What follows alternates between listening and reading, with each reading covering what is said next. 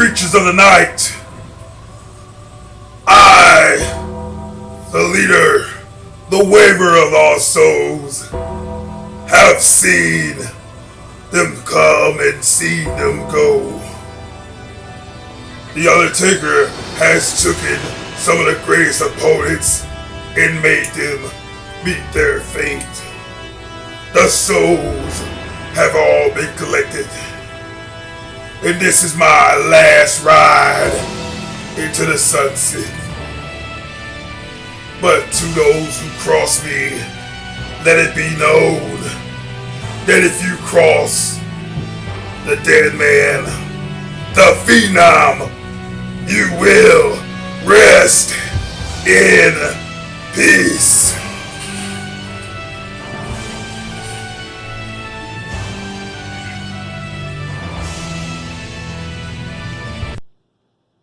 Who are we talking about today?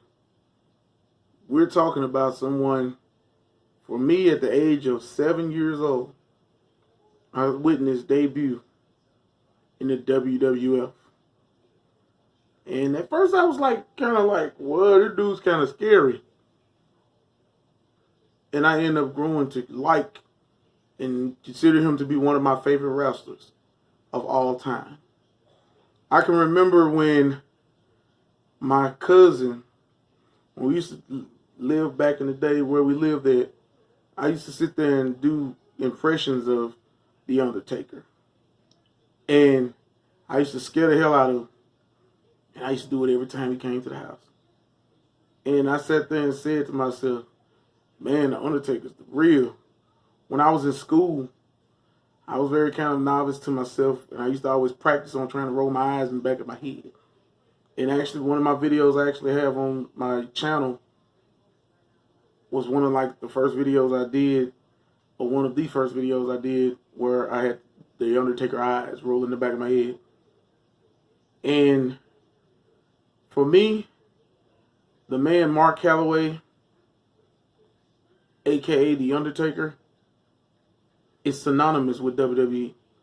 Even though he wrestled in other promotions, when people think of his career, it's going to be WWE. I remember when WrestleMania 30 happened and Brock Lesnar beat him, and everybody was like, including the guy in the crowd, was like mouth wide open, couldn't believe the Undertaker lost, because the streak was like legendary. I mean, the man went from what it was, WrestleMania 7, all the way up until WrestleMania 30, undefeated, 21-0.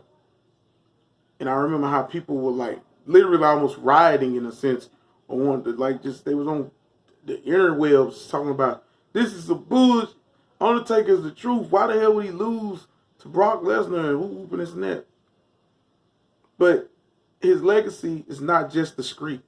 His legacy is the dedication and the amount of blood, sweat, and tears. I know they say that a lot, blood, sweat, and tears, but this man literally gave his body to the craft of wrestling. And when you sit there and think about The Undertaker, and when I was a kid, I was a Hulkamaniac. I was a huge Warrior fan. But looking back at it, I know I was an Undertaker fan through and through as well. The Undertaker has been, I know if you guys have seen through your trending topics as well as through your feeds and stuff from YouTube, you've seen videos about The Undertaker as it relates to mostly dealing with the WWE, the Last Ride documentaries and so forth, chronicling his career.